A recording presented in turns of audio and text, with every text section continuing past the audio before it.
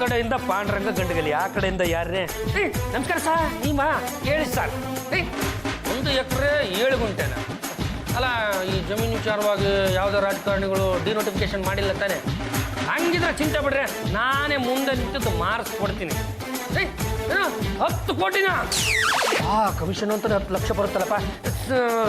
Sir, you do one thing, ಒಂದು ಸಲ ನನಗೆ ಆ ಜಾಗ ಎಲ್ಲಿದೆ ಅಂತ ತೋರಿಸ್ಬಿಡಿ, ನಾನು ಅದಕ್ಕೆ ಒಂದು ಗತಿ ಕಾಣಿಸ್ಬಿಡ್ತೀನಿ. ಸರಿ ಸರಿ ಸರಿ. 10 ಲಕ್ಷ? ಅಯ್ಯೋ, ಅಲ್ಲ, ಈ ಕಡೆಯಿಂದ ಅದೆತ್ತಿದ್ರದು, ಆ ಕಡೆಯಿಂದ ಯಾರ್ರೀ? 16 ಎಕರೆನಾ? 20 ಕೋಟಿನ? ಸ್ವಲ್ಪ ಸುಧಾರಿಸ್ಕೊಂಡು ಆಮೇಲೆ ಫೋನ್ ಮಾಡ್ತೀನಿ. ಇಕ್ಕಿ ಅದಕ್ಕೊಂದು ಗತಿ ಕಾಣಿಸ್ತೀನಿ. ಗಜಗಲೇಶ್ವರ, ದಿವಸ ಏನು ಮಾಡ್ಕೊಂಡಿದ್ದ ಅಣ್ಣಯ್ಯ? ಮಾತೆತ್ತಿದ್ರೆ ಕೋಟಿ ಕೋಟಿ ಅಂತೆಲ್ಲ ಈ ಮನೆಗೆ ಏನ್ ಮಾಡಿದ್ಯಾ ನೀನು? ಈ ಮನೆ ನಡೀತಾ ಇರದೆ ಈ ಕಟ್ಟ ಕಡೆ ತುಂಡಿಂದ. ಸಾಕ್, ಸುಮ್ನೆ ಇರೋ. ಅಪ್ಪ ಮಾಡಿದ ಆಸ್ತಿನ ಕರಗಿಸ್ತಿದ್ಯಾ ಅಷ್ಟೇ. ಯಾಕಮ್ಮ ನಿನ್ನಲ್ಲಿ ಈ ತರದ ಪ್ರಶ್ನೆಗಳು ಉದ್ಭವಿಸ್ತಾ ಇದೆ? ಅಲ್ಲ, ರಿಯಲ್ ಎಸ್ಟೇಟ್ ಏಜೆನ್ಸಿ ಅಂತ ಇಷ್ಟು ದೊಡ್ಡದಾಗಿ ಬೋರ್ಡ್ ಹಾಕೊಂಡಿದ್ಯಲ್ಲ, ನಮ್ಮ ಯಜಮಾನಿಗೆ ಒಂದಾದ್ರೂ ಕೆಲಸ ಕೊಟ್ಟಿದ್ಯಾ ನೀನು? ಅದು ನೋಡಮ್ಮ ದೇವರು ಕೊಟ್ಟ ತಂಗಿ, ನಮ್ಮ ಈ ರಿಯಲ್ ಎಸ್ಟೇಟ್ ಬಿಸ್ನೆಸ್ ಇದೀಗ ತಾನೇ ಗರಿಗೆ ಎದರ್ತಾ ಇದೆ, ಚಿಗುರ್ತಾ ಇದೆ. ಒಂದು 2-3 ಆರ್ಡ್ರು ಹಂಗೆ ಕೈ ಕಚ್ಚಿಬಿಡ್ಲೆ, ಇವನಿಗೊಂದು ಕೋಳಿ ಅಂಗಡಿ ಹಾಕ್ಕೊಟ್ಬಿಡ್ತೀನಿ. ಹಲೋ, ಆಡೋ ಮಾತು ಒಂದು ಅರ್ಥ ಬೇಡವ? ಮಕಾಡ ಮಲ್ಗಿರೋ ರಿಯಲ್ ಎಸ್ಟೇಟ್ ಏಜೆನ್ಸಿನ ಎಬ್ಸಕ್ ಹೋಗಿ ನೀವು ನೆಲ ಕಚ್ಬಿಟ್ರೆ ಕಷ್ಟ. ಅಂದ್ರೆ ಈ ಕಟ್ಟ ಕಡೆ ತುಂಡು ಇಟ್ಟರೆ ಕೈ, ಎಲ್ಲ ವಿಷಯಕ್ಕೂ ಜೈ ಜೈ. ಬರ್ತಾ ಇರೋ ಗಿರಾಕಿಗಳು ಕಾಂಜಿ ಪಿಂಜಿಗಳೆಲ್ಲ ಕಣ ದುಬೈಯಿಂದ ನನ್ನ ನೋಡ್ಕೊಂಡು ಬರ್ತಾ ಇದ್ದಾರೆ. ನಾನು ಆದಷ್ಟು ಬೇಗ ಈ ಇಂಗ್ಲಿಷು, ಹಿಂದಿ, ಅನ್ಯ ಭಾಷೆಗಳನ್ನೆಲ್ಲ ನಿರರ್ಗಳವಾಗಿ ಮಾತಾಡ್ತಕ್ಕಂಥ ಲೇಡಿ ಸೆಕ್ರೆಟರಿನ ಮಡ್ಕೊಳ್ಳುವಂತ ತುರ್ತು ನನಗಿದೆ. ಅಣ್ಣಯ್ಯ, ನಾನಾಗಲ್ವಾ? ಜಗಮಂಚಂದ್ರ ಗೊತ್ತಾ? ತಗ್ದು ಮಂದ್ರ ಗೊತ್ತಾ? ತಾತರಿಗಿಡದು ಮಂದ್ರ ಗೊತ್ತೇ? ಅವನ್ನೆಲ್ಲ ಕಲ್ತ್ಕೊಂಡು ಬಾ, ಆಮೇಲೆ ನೋಡೋಣ. ಅಭಿ, ನನ್ಗೆ ನೀವ್ ಹೇಳ್ತಿರೋ ಎಲ್ಲಾ ಲ್ಯಾಂಗ್ವೇಜು ಬರುತ್ತೆ. ನಾನು ನಿಮ್ಮ ಸೆಕ್ರೆಟರಿ ಆಗಿ ಜಾಸ್ತಿ ಚಂಬಲ್ತಿದ್ದೀವಿ. ನೀವಾಗಿ ನೀವು ಆವು ಅಂದಾಗ ನಾನು ಯಾವತ್ತು ತಾನೇ ಜಾವು ಅಂತ ಹೇಳ್ತೀನಿ ಕಣ್ರಿ. ನೋಡಿ, ಈ ನನ್ನ ಜಾನ್ ನಿಕಾಲ್ ಆಗೋದಕ್ಕಿಂತ ಮುಂಚೆ ಒಂದೇ ಒಂದು ಸಲನಾದ್ರು ಆ ಬೆಡ್ರೂಮ್ ಒಳಗಡೆ ಆವು ಮೇಲ್ ಜಾನ್. Abhi, don't talk rubbish. ಈ ರೀತಿ ಡ್ರೀಮ್ ಎಲ್ಲ ಕಾಣಕ್ ಹೋಗ್ಬೇಡಿ. ಇವತ್ತಲ್ಲ ನಾಳೆ ನಾನು ಎಲೆಕ್ಷನ್ ನಿಂತ್ಕೋತೀನಿ, MLA ಆಗ್ತೀನಿ, ಆಮೇಲೆ ಕರ್ನಾಟಕದ ಮೊಟ್ಟ ಮೊದಲ ಮಹಿಳಾ ಮುಖ್ಯಮಂತ್ರಿ ಆಗೇ ಆಗ್ತೀನಿ. ನಿಮ್ ಸೆಕ್ರೆಟರಿ ಆಗೋ ಬದಲು ನನಗೆ ಸಮಾಜ ಸೇವೆನೇ ಮುಖ್ಯ. ಅದಕ್ಕೆ ಮನೆ ಮಾಧವಮ್ಮ ಇದ್ರಲ್ಲ, ಅವರು ಕಂದಾಯ ಇಲಾಖೆನಲ್ಲಿದ್ರು. ರಿಟೈರ್ ಆಗಿ 5 ವರ್ಷ ಆಗಿದಂತೆ, ಇನ್ನೂ ಕೂಡೋದು ಕಡಿದನ್ನ ಮರ್ತಿಲ್ವಂತೆ. ಅವ್ರನ್ನ ನಮ್ಮ ಬಾವನ್ ಸೆಕ್ರೆಟರಿ ಕರ್ಕೊಂಡ್ ಬಂದ್ರೆ ಹೆಂಗೆ? ಏನ್ ಆಡ ಮಾತ್ರ ಒಂದು ಅರ್ಥ ಬಿಡವಾ? ನಾವು ಮುದುಕಿ ಮುಂದೆ ಇಟ್ಕೊಂಡು ನಮ್ಮ ಜಾಗ ತಗೊಳ್ಳಿ ಅಂದ್ರೆ ಬಂದ್ ಗಿರಾಕಿಗಳು ನನಗೆ ಮಕ್ ಮಕ್ ಮಕ್ ಮಕ್ ಮಕ್ ಮಕ್ ಉಗಿದು ಬಿಡ್ತಾರೆ. ನನಗೆ ಎಂತ ಸೆಕ್ರೆಟರಿ ಬೇಕು ನಾನೇ ಹುಡ್ಕೋತೀನಿ. ಈಗಿಂದ ಜಾಹೀರಾತು ಕೊಟ್ಬಿಡ್ತೀನಿ. ಬಿಟ್ರೆ ಎಂತೆಂತವ್ರನ್ನ ತಂದು ಇಟ್ಬಿಡ್ತಾರಪ್ಪ ಇವರು. ಸರ್ ನಮಸ್ಕಾರ, ಇದು ಗುಡಳ್ಳಿ ನಾಗರಾಜ್ ಅವರಲ್ವಾ? ಸರ್, ನಾನು ಗಂಡಗಲಿ ಅದೆತ್ತಿದ್ರದು ಸರ್. ಅದು ನೋಡಿ ಸರ್, ನನಗೆ 18 ಮತ್ತು 22ರ ಆಸುಪಾಸಿನ ನಡುವೆ ಇರ್ತಕ್ಕಂಥ ಈ ಸೌಂದರ್ಯದ ಗಣಿಗಳು ಸೆಕ್ರೆಟರಿ ಕೆಲಸಕ್ಕಾಗಿ ಬೇಕಾಗಿದೆ. ಆ ಸ್ಟ್ರಕ್ಚರ್ ಹೆಂಗಿರ್ಬೇಕು ಅಂತನಾ? 36, 22, 33 ಇದ್ರೆ ಓಕೆ. ಹಂಗಂತ ಒಂದು ಜಾಹೀರಾತು ಕೊಟ್ಬಿಡಿ. ಏನಪ್ಪ, ಹೇಗ್ ಕಾಣಿಸ್ತಿದ್ದೀನಿ? ಚೆನ್ನಾಗಿ ಕಾಣ್ತಿದ್ದಮ್ಮ. ಹುಡುಗಿನು ಬರ್ತಾಳೆ ಹೋಗ್ತಾಳೆ ಇದ್ಯಾಗೋಯ್ತಲ್ಲ. ಸೆಕ್ರೆಟರಿ ಸೆಲೆಕ್ಷನ್ ಅಂತೆ, ಇನ್ನು ಯಾರು ಸೆಟ್ ಆಗಿಲ್ಲ. ಬಂದ ಹುಡುಗಿರಲ್ಲಿ ಯಾವನ್ನಾದ್ರೂ ಇಟ್ಕೊಂಡ್ರೆ ಆಯ್ತಪ್ಪ. ಹೀಗೆ ಹುಡುಕ್ತಾನೆ ಇದ್ರೆ ಕಚ್ಚೆನೂ ಸಿಗಲ್ಲ. MBA ಗ್ರಾಜುಯೇಟ್ ಹುಡುಗಿರು ಬಂದಿದ್ರು ಅತ್ತೆ. 12,000 ರೂಪಾಯಿ ಸಂಬಳ ಕೊಟ್ಟರು ಸಾಕು ಅಂತಂದ್ರು. ನಮ್ಮ ಬಾವ ರಿಜೆಕ್ಟ್ ಮಾಡಿ ಕಳಿಸಿದ್ರು. ಸೌಂದರ್ಯ ಸಾಕಾಗ್ತಿಲ್ಲ ಅಂತೆ. ಈ ನನ್ನ ಮಗನ್ಗೆ ಸರಿಯಾಗಿ ಬುದ್ಧಿ ಕಳ್ತೀನಿ. ಪಾಂಡುರಂಗ ಗಂಡುಗಲಿ ತಾವು ನಮ್ಮ ಹೆಸರಿಗೆ ಲಂಗ ತೋರಿಸಿದ ಮೇಲೆ ಗಂಡುಗಲಿ ಅಂತ ಏನು ಬಂತು? ಅದೇನಂತ ಹೇಳ್ತಾ ಬೆಳಿಗ್ಗೆಯಿಂದ ಸಂದರ್ಶನ ಮಾಡ್ತಾನೆ ಇದೆಯಲ್ಲ, ಯಾವ ಮುಸುಡಿನೂ ಸಟ್ಟಾಗ್ಲೇ ಇಲ್ವಾ? ಅದು ನೋಡು ರಂಗಮ್ಮ, ಸೌಂದರ್ಯ ಇದ್ರೆ ವಿದ್ಯೆ ಇಲ್ಲ, ವಿದ್ಯೆ ಇದ್ರೆ ಬುದ್ಧಿ ಇಲ್ಲ. ಆ ಪಕ್ಷ ಬುದ್ಧಿ ಇತ್ತು ಅಂದ್ರೆ ಅವಕ್ಕೆ ತಕ್ಕಂಗೆ ಸಂಬಳ ಕೊಡೋದಕ್ಕೆ ನಮಗೆ ಆಗ್ತಾ ಇಲ್ಲ. ಹಾಗಾಗಿ ನಾನು ನಿರಂತರ ಹುಡುಕಾಟದಲ್ಲಿ ತೊಡ್ಕೊಂಡೇ ಇದ್ದೀನಿ. 36, 22, 33 ಅಷ್ಟು ದಿನಗೂಲಿ ಕೊಟ್ರೆ ತುಂಬಾ ಕಮ್ಮಿ ಆಗುತ್ತೆ. 50, 60, 70 ಇರ್ಬೇಕು. ಅಂದ್ರೆ ಇನ್ನೊಂದು ಮಾತಾಡಿದ್ರೆ ಅಂದ್ರೆ ನಾಲ್ಗೆ ಮೇಲೆ ಸೀಲಾಕಿ ಎಲ್ಲದನ್ನು ಬಂದ್ ಮಾಡ್ಬಿಡ್ತೀನಿ. ಮಗನೇ, ಕಮ್ಮಿ ಸಂಬಳಕ್ಕೆ ಯಾರು ಸಿಗೋಲ್ಲ. ನಾನು ಹುಡುಕ್ಲಾ? ನೀವು ಹುಡುಕಾಟದಲ್ಲೆಲ್ಲ ತೊಡ್ಕೊಳಕ್ ಹೋಗ್ಬೇಡಿ. ಯಾಕಂದ್ರೆ ಈಗಾಗಲೇ ಒಂದು ಹುಡುಕಿ ನಾನು ಕೊರಳಿಗೆ ಕಟ್ಟಿದ್ರಲ್ಲ, ಅಷ್ಟು ಅನುಭವಿಸಿದ್ದೆ ಸಾಕು.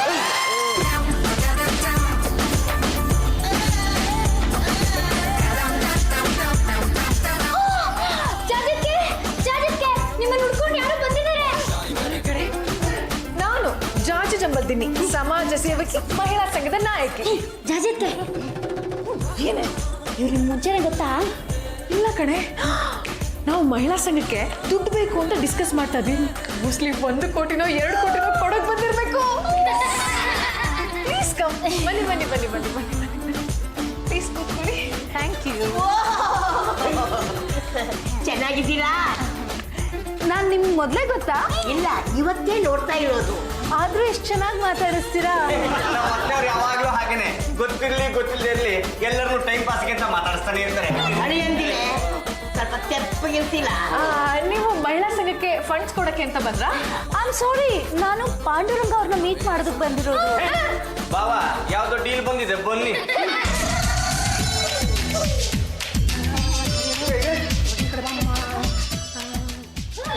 ನಮ್ಮ ಮನೆಗೆ ಆಗಮಿಸಿರುವ ಈ ನವ ತರುಣಿ ಸುಂದರಿಗೆ ನಮ್ಮ ಕಡೆಯಿಂದ ಸ್ವಾಗತ. Thank you, so sweet of you. ನಾನು ಈ ತರ ಹೂನ ನೋಡೇ ಇರ್ಲಿಲ್ಲಪ್ಪ.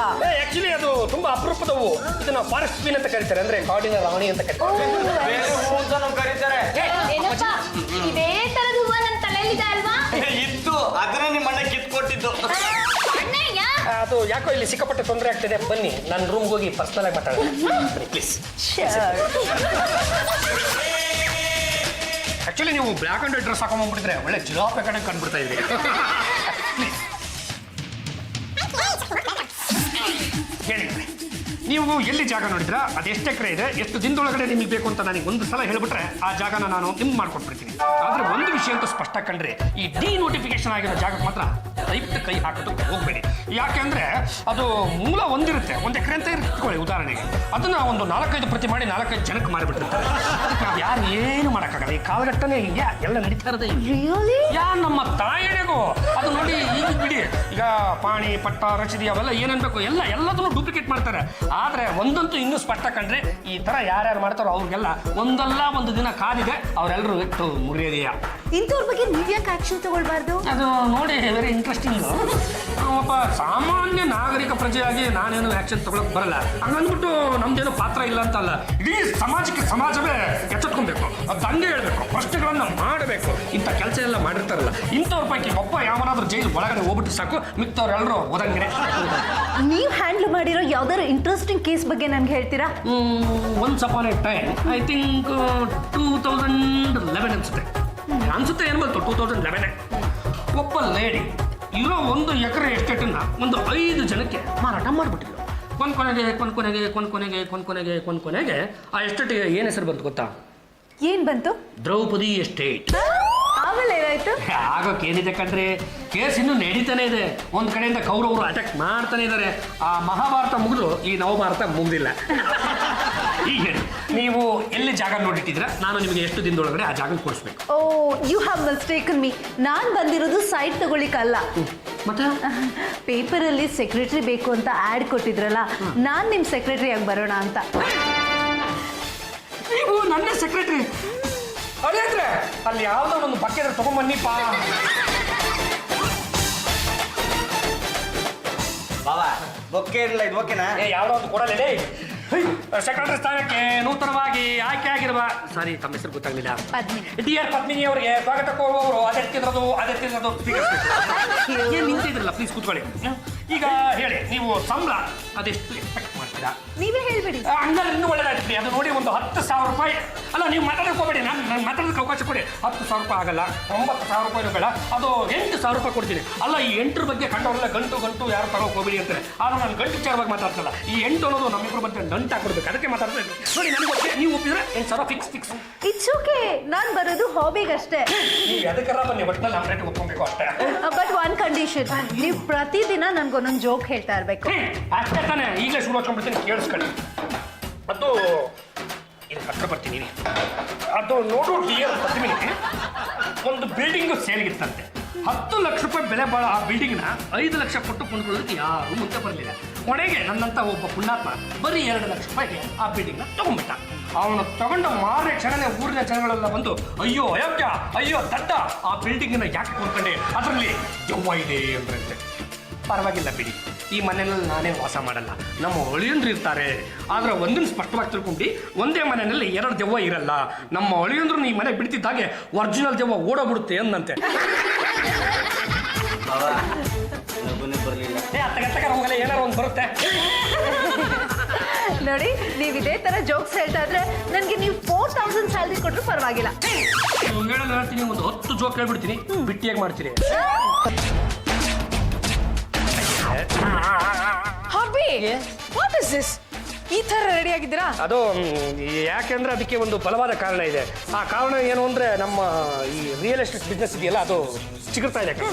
ಅದು ಚಿಗುರ್ತಾ ಇಲ್ಲ, ನೀವು ಚಿಗುರ್ತಾ ಇದ್ದೀರಾ. ಅದು ನೋಡಿ ಲಕ್ಷಾಂತರ ರೂಪಾಯಿ ವ್ಯವಹಾರ ಕಂಡ್ರೆ ಒಂಚೂರು ನೀಟಾಗಿರೋದನ್ನ ನಾವು ಕಲಿಬೇಕಾಗುತ್ತೆ. ನೀವ್ ಯಾಕೆ ಈ ತರ ರೆಡಿ ಆಗಿದ್ದೀರಾ ಅಂತ ನನಗೆ ಚೆನ್ನಾಗಿ ಗೊತ್ತು. ಗೊತ್ತಾದ್ಮೇಲೆ ಅವನ್ನೆಲ್ಲ ಕೆದಕದಕ್ಕೆ ಹೋಗ್ಬಾರ್ದು, ಒಪ್ಕೊಂಡು ಕೆಪ್ಪಗೆ ಇದ್ದು ಬಿಡ್ಬೇಕಷ್ಟೇ.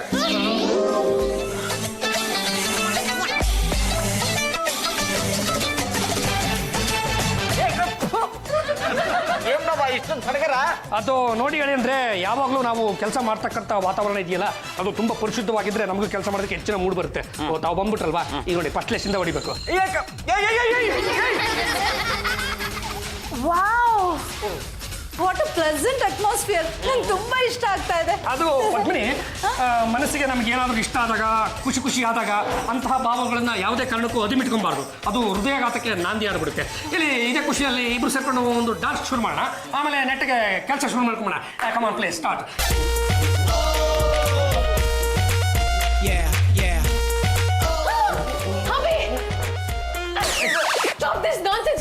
ಇದು ನನ್ನ ಆಫೀಸ್ ಅನ್ಕೊಂಡಿದ್ರು, ತಪ್ಪು ಅನ್ಕೊಂಡಿದ್ರು. ಎಕ್ಸ್ಟ್ರೀಮ್ಲಿ ಸಾರಿ.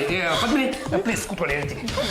ಅದು ಏರ್ಪೋರ್ಟ್ ಹತ್ರ ಒಂದು 4 ಎಕರೆ ಜಮೀನು ನೋಡಿದ್ವಲ್ಲ, ಅದಕ್ಕೆ ಅವರು ಹತ್ತತ್ರ ಏನಿಲ್ಲ ಒಂದು 2 crores ಕೋಟ್ ಮಾಡ್ತಾ ಇದ್ದಾರೆ. ಆದ್ರೂ ನನ್ಗೆ ಯಾಕೋ ಆ ಜಾಗ ಸಿಕ್ಕಾಪಟ್ಟೆ ಇಂಟೀರಿಯರ್ ಅನಿಸ್ತಾ ಇದೆ. ಆದ್ರೂ ಯಾವುದಕ್ಕೂ ನಾನು ನೀನು ಒಂದ್ಸಲ ಹೋಗಿ ನೋಡ್ಕೊಂಡ್ಬಿಡ್ಬೇಕು ಅಂತ ನನ್ನ ಮನಸ್ಸಿನ ಭಾವ. ಸಾರಿ, ನಿಂದು ತಿಂಡಿ ಆಯ್ತಾ? ಇನ್ನೂ ಇಲ್ಲ. ಓ ಮೈ ಗಾಡ್. ಪಲೋ ಅದು ತಗೊಂಬ. ಹಸ್ಕೊಂಡ್ಬಿಟ್ಟವಳ ಕೊಡಮ್ಮ. ಓ ಮೈ ಗಾಡ್, ಚಿತ್ರಾನ್ನ. ಈಗ ಒಗ್ಗರಣೆ ಹಾಕಿದ್ದು, ಆದ್ರೆ ಅನ್ನ ನೆನ್ನೆದು. ನನಗೆ ಗೊತ್ತಿತ್ತು ಹೀಗೆ ಆಗುತ್ತೆ ಅಂತ, ಅದಕ್ಕೆ ನಾನು ಸ್ಟಾರ್ಟ್ ಹೋಟೆಲ್ಗೆ ಆರ್ಡರ್ ಮಾಡಿದ್ದೀನಿ. ಇನ್ನೇನು ಡಿಶಸ್ ಎಲ್ಲ ಬಂದ್ಬಿಡುತ್ತೆ. ಬರುತ್ತಾ? ನಿಧಾನ ಬನ್ನಿ.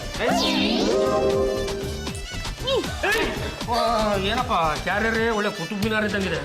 Padmini madam, carrier ready. Thank you. ಎಷ್ಟು ಬಿಲ್ ಆಯ್ತು? 3000. ಹಾ, 100 ರೂಪೀಸ್ ಇದೆ. ಇದು ಟಿಪ್ಸ್ ಅಂತ ಇಟ್ಕೊ, ಮನೆಗೆ ಬಿಲ್ ಕಳಿಸ್ಬಿಡು. ಓಕೆ ಬಾವಾ, ಗಮ್ ಗಮ ಅಂತ ವಾಸನೆ ಬರ್ತಿದೆ. ನಾನು ತಿಂಡಿ ಬೇರೆ ತಿಂದಿಲ್ಲ. ಇದನ್ನ ತರ್ಸ್ಕೊಂಡಿರೋದು ನಾನು ಮತ್ತು ಪತ್ನಿ ತಿನ್ಬೇಕು ಅಂತ, ಕಾಯಿಗಳಿಗೆ ಹಂಚಬೇಕು ಅಂತಲ್ಲ. ತಪ್ಪು ಇಲ್ಲಿಂದ ಜಾಗ ಖಾಲಿ ಮಾಡ್ತಾರಲ್ಲ, ಕ್ಯಾರಿಯರ್ ತಗೊಂಡು ತಲೆ ಮೇಲೆ ಕುಕ್ಬಿಡ್ಲು. ಏನಪ್ಪ ಬನ್ನಿ ಇಲ್ಲಿ. ಹಾಳಾಗೋದೆ. ಅಲ್ಲಪ್ಪ, ಅವ್ಳು ಕೆಲ್ಸಕ್ಕಿರೋದೇ 4000 ರೂಪಾಯಿ ಸಂಬಳಕ್ಕೆ, ದಿನ 3000 ರೂಪಾಯಿ ಬರೀ ತಿಂಡಿಗೆ ಖರ್ಚು ಮಾಡಿದ್ರೆ ಏನಪ್ಪ ಗತಿ? ಶ್ರೀಮಂತರು ಯಾವಾಗಲೂ ಹಾಗೆಮ್ಮ ಟೈಮ್ ಪಾಸ್ಗೋಸ್ಕರ ಕೆಲ್ಸಕ್ಕೆ ಸೇರ್ಕೋತಾರೆ. ಈ ಕೆಲಸ ಅನ್ನೋದು ಅವ್ರಿಗೊಂಥರ ಆಟ ಇದ್ದಂಗೆ. ನೋಡು, ಹೇಗೋ ಚಂಪಾ ಬೇರೆ ಊರಲ್ಲಿಲ್ಲ, ಎಲ್ಲೋ ಹಾಳಾಗಿ ಹೋಗಿದ್ದಾಳೆ.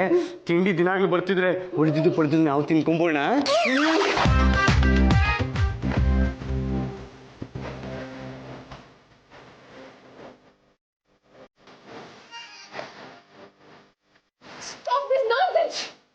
ಕೆಲಸ ಮಾಡಕ್ ಬಂದಿರೋ ಅಥವಾ ಕುಡಿಯಕ್ ಬಂದಿದ್ದಾಳ? ನಾನು ಬೆಳಗ್ಗೆ ಏರೋಬಿಕ್ ಕ್ಲಾಸ್ಗೆ ಹೋಗಿಲ್ಲ, ಸೊ ಇಲ್ಲಿ ಪ್ರಾಕ್ಟೀಸ್ ಮಾಡ್ತಾ ಇದ್ದೀನಿ. ಪ್ಲೀಸ್ ಬೇಡ ಅಂತ ಹೇಳ್ರಿ. ಅಲ್ಲ ಪಾಪ ಅವ್ರೇನೋ ಮಾಡ್ಕೊತಾರಂತೆ, ಮಾಡ್ಕೊಳ್ಳಿ ಬಿಡ್ರಿ. ಇನ್ನು ಮೊದ್ಲಿಂದ ಜಾಗ ಖಾಲಿ ಮಾಡಿ ಹೋಗಿ. ವಿಟ್ಲ, ಕಮ್ಮಿ. Go and tell her.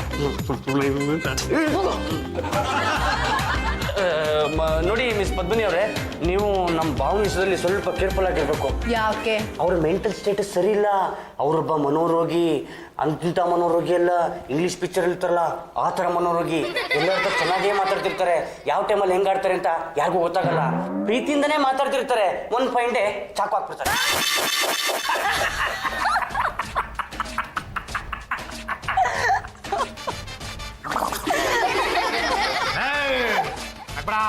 ನಗ್ಬೇಡ, ನೀನ್ ಜಾಸ್ತಿ ನಗ್ಬೇಡ ಅಂದ್ರೆ ನಗ್ಬೇಡ ನೀನು.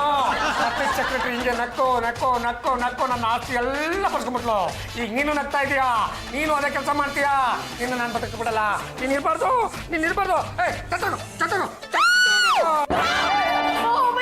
ಏನಾಯ್ತು? ಪಾಂಡುರಂಗ ಅವ್ರ ಅಂತವ್ರ? ಅಷ್ಟಿಲ್ದ ನಮ್ಮ ಜಾಜ್ಯತ್ಕವ್ರನ್ನ ದೂರ ಇಟ್ಟಿದಾರ. ಒಂದ್ ದಿವಸ ನಾನು ಸ್ಲೀಪ್ ಮಾಡ್ಬೇಕಾದ್ರೆ ದೊಡ್ಡ ಬಂಡೆ ತಗೊಂಡು ನನ್ನ ತಲೆ ಮೇಲೆ ಎತ್ತಾಕಕ್ಕೆ ಅಂತ ಬಂದಿದ್ರು. ಜಸ್ಟ್ ಮಿಸ್ಸು ಬಚಾವಾಗ್ಬಿಟ್ಟೆ. ಅದಕ್ಕೆ ಅವತ್ತಿಂದ ನಮ್ಮ ಬೆಡ್ರೂಮ್ ಅಲ್ಲಿ ನೋ ಅಡ್ಮಿಷನ್ ಬೋರ್ಡ್ ಹಾಕಿದ್ದೀನಿ. ಸರಿ ಸರಿ, ನಾನು ಇನ್ ಮುಂದೆ ಕೇರ್ಫುಲ್ ಆಗಿರ್ತೀನಿ. ಪಾಂಡುರಂಗ ಅವರೇ, ನೀವು ಮೆಂಟ್ಲಂತೆ, ತುಂಬಾ ಕಿರಿಕಂತೆ, ತುಂಬಾ ವಿಚಿತ್ರವಾಗಿ ಬಿಹೇವ್ ಮಾಡ್ತಿರಂತೆ. ಪದ್ಮಿನಿ ಅವರೇ, ಅದು ನೋಡಿ ನನ್ನ ಮತ್ತು ನಿಮ್ಮ ನಡುವಣ ಏನು ಒಂದು ಮಧುರ ಬಾಂಧವ್ಯ ಅನ್ನೋದು ಏನಿದೆಯಲ್ಲ, ಅದನ್ನ ಬ್ರೇಕ್ ಮಾಡಬೇಕು ಅಂತಾನೆ ನಮಗೆ ಆಗದೆ ಇರೋರು ಯಾರೋ ಈ ಸುಳ್ಳು ಸುದ್ದಿಯನ್ನ ಬಿತ್ತರಿಸಿದ್ದಾರೆ. ಈ ಕೆಲಸ ಮಾಡಿದವ್ರು ಯಾರು ಅಂತ ಕೂಡ ನನಗೆ ಚೆನ್ನಾಗಿ ಗೊತ್ತು. ನಮ್ಮ ಹೆಂಡ್ರು ಮೊದಲು ಒಳ್ಳೆ ಬೆಕ್ಕಿ ಥರನೇ ಇದ್ದು, ಈಗೀಗ ಯಾಕೋ ಚಿರತೆ ಥರ ಮೈ ಮೇಲೆ ಬೀಳ್ತಾ ಇದ್ದಾರೆ. ಅದನ್ನ ನೋಡಿ ನಿಮಗೆ ಒಂದು ವಿಷಯ ಹೇಳ್ಬಿಡ್ತೀನಿ, ನಮ್ಮ ಹೆಂಡ್ರು ಸರಿ ಇಲ್ಲ. ಅಂದರೆ ನನಗೇನು ಎಡಗೈ ಮುರಿದಿತ್ತಲ್ಲ, ಮುರಿದಿದ್ದೆ ಅವರು ಈ ಅಮಾವಾಸ್ಯೆ ಬರೋದ್ರೊಳಗಡೆ ಬಲಗಾಲನ್ನು ಮುರಿದಾಕ್ಬಿಡ್ಬೇಕು ಅಂತ ಸ್ಕೆಚ್ ಹಾಕಿ. ಅಯ್ಯೋ ಪಾಂಡುರಂಗ ಅವರೇ, ನಿಮ್ಮ ಬಗ್ಗೆ ತಪ್ಪಾಗಿ ತಿಳ್ಕೊಂಡಿದ್ದೆ. I am sorry. ತಪ್ಪಾಗಿ ತಿಳ್ಕೊಂಡಿರ್ತಾನೆ, ಹೆಣ್ಣಾಗ್ಬಿಟ್ಟಿದ್ಕೂ ಸಾಕಾಯ್ತು ಬಿಡ್ರಿ. ಬಾವಾ, ಹೇಗಾದ್ರೂ ಮಾಡಿ ನಿಮ್ಮಿಬ್ಬರ ಮಧ್ಯೆ ಲವ್ ಪ್ರಾಬ್ಲಮ್ ತಂದಿಟ್ಟು ನಾನು ತಮಾಷೆ ನೋಡಿ.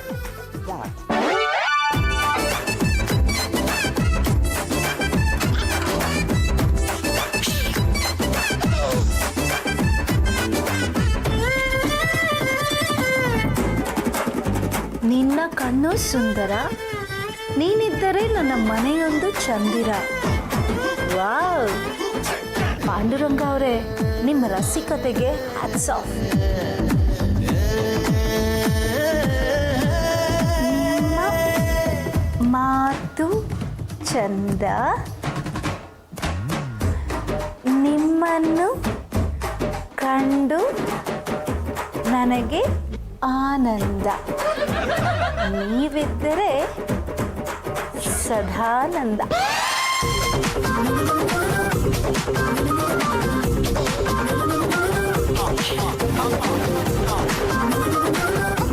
ನಿಮ್ಮ ಮಾತು ಚಂದ, ನಿಮ್ಮನ್ನು ಕಂಡು ನನಗೆ ಆನಂದ, ನೀವಿದ್ದರೆ ಸದಾನಂದ. ಓ, ಲವ್ ಚೆನ್ನಾಗಿ ಬಿಲ್ಡಪ್ ಆಗ್ತಿದೆ. ಇದಕ್ಕೊಂದು ಅಂತ್ಯನ ನಾನೇ ಹಾಡ್ತೀನಿ. ವಾಟ್ ಬಿಟ್ಲಾ? ಆ ಪದ್ಮಿನಿ ನಮ್ಮ ಮನೆಗೆ ಬಂದಿರೋದು ಕೆಲಸ ಮಾಡೋದಕ್ಕಲ್ಲ, ನಮ್ಮ ಬಾವನ್ನ ಲವ್ ಮಾಡೋದಕ್ಕೆ. ಈ ಲೆಕ್ಕಗಳನ್ನ ನೋಡಿ ಒಬ್ರಿಗೊಬ್ರು ಕವನಗಳನ್ನ ಬರ್ಕೊಂಡು ಪ್ರೇಮ ಗೀತೆ ಹಾಡೋದಕ್ಕೆ ರೆಡಿ ಆಗಿದ್ದಾರೆ.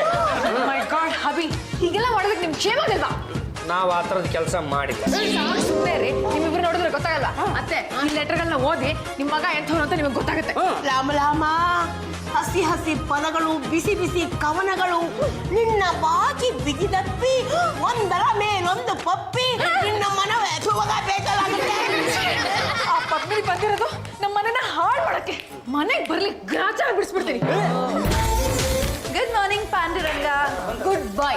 ನಿನ್ ಬಂಡವಾಳ ಏನು ಅಂತ ನಮ್ಗೆ ಗೊತ್ತಾಗಿದೆ. ಇನ್ಮೇಲೆ ನೀನ್ ನಮ್ಮ ಮನೆಗೆ ಬರ್ಬೇಕಾಗಿಲ್ಲ.